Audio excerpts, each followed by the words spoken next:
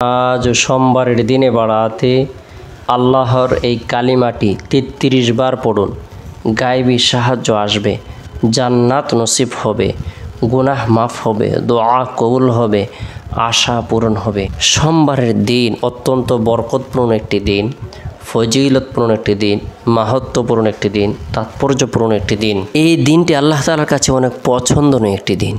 এই দিনের মধ্যে সাইয়্যিদুল মুরসালিন, ইমামুল মুরসালিন, খাতামুন নবীন, রহমাতুল লিল আলামিন, আমাদের হৃদয়ের স্পন্দন, কলিজার টুকরা, যার আদর্শের মধ্যে রয়েছে মানব জাতির কল্যাণ এবং সফলতা, যিনি বিশ্ববাসীর জন্য রহমাতুল লিল আলামিন হিসেবে পৃথিবীতে আগমন করেছেন, যারা চরিত্রের উৎস ছিল কোরআন মাজিদ, সেই মহামানব সোমবারের দিন জন্মগ্রহণ করেছেন। সোমবারের দিনটি অনেক বরকতপূর্ণ একটি দিন। এই দিন আমরা প্রত্যেকেই আমাদের সময় সুযোগ অনুপাতে নফল ইবাদত বন্দেগী করব, নফল নামাজ পড়ব, কোরআন তেলাওয়াত করব, জিকির আজগার করব, তাসবিহ তাহলিল পাঠ করব, রব্বুল আলামিনের দরবারে রুনাজারি করব।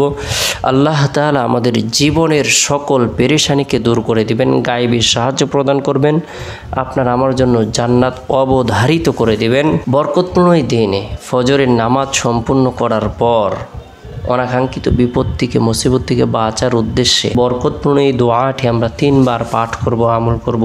বিসমিল্লাহিল্লাযী লা ইয়াদুররু মা ইসমিহি শাইউন ফিল আরদি ওয়ালা ফিস সামাই ওয়া হুয়াস সামিউল আলীম। বিসমিল্লাহিল্লাযী লা ইয়াদুররু মা ইসমিহি শাইউন ফিল আরদি ওয়ালা ফিস সামাই ওয়া হুয়াস সামিউল আলীম। এরপরে সোমবারের দিন জোহরের নামাজ সম্পূর্ণ করার পর গুরুত্ব সহকারে তওবার নিয়তে ইস্তিগফারের আমল করব। আস্তাগফিরুল্লাহ রব্বি মিন কুল্লি যামবি ওয়া আতুবু ইলাইহি, আস্তাগফিরুল্লাহ রব্বি মিন কুল্লি যামবি ওয়া আতুবু ইলাইহি।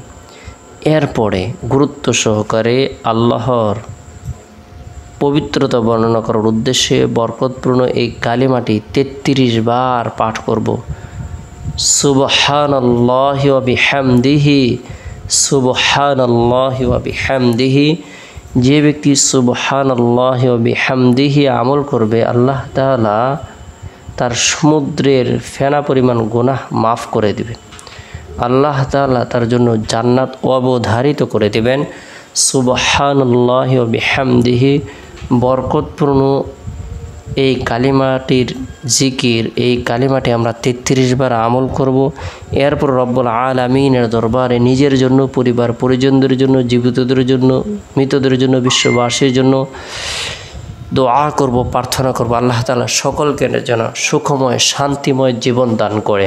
এরপরে সোমবারের দিন আসরের নামাজ সম্পূর্ণ করার পর গুরুত্ব সহকারে আমরা কয়েকবার দুরুদের আমল করব। ছোট্ট দুরুদ হলো সাল্লাল্লাহু আলাইহি সাল্লাম, উত্তম দুরুদ হলো দুরুদে ইব্রাহিম। যে দুরুদটি আমরা নামাজের মধ্যে পড়ে থাকি সেটি হলো উত্তম দুরুদ শরীফ। দুরুদের আমলের বরকতে আল্লাহ তাআলা বান্দা বান্দীদের আমলকে পবিত্র করে দেন।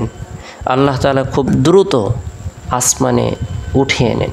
তাই গুরুত্ব সহকারে দুরুদের আমল করব। এরপরে সোমবারের দিন শেষ হওয়ার পর যে রাত আসে, এই রাতটি হলো ফজিলতপূর্ণ একটি রাত। এই রাতের মধ্যে বিশেষ করে এশারের নামাজ সম্পূর্ণ করার পর তাসবিহ হাতে নিয়ে ইস্তিগফারের আমল করব 100 বার। আস্তাগফিরুল্লাহ রব্বি মিন কুল্লি যামবি ওয়া আতুবু ইলাইহি।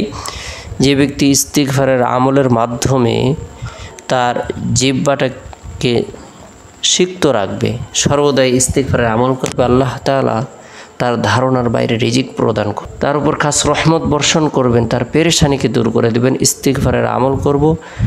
এরপরে আমরা যারা কোরআন পড়তে পারি, আমরা সূরাতুল মুলকের আমল করব। রাতে ঘুমানোর পূর্বে আল্লাহুম্মা বিসমিকা আমুতু আহইয়া এই দোয়াটি পাঠ করে ঘুমিয়ে যাব। চেষ্টা করব রাতের 1/3 অংশে ঘুম থেকে জাগ্রত হয়ে তাহাজ্জুদের নামাজ পড়ার জন্য।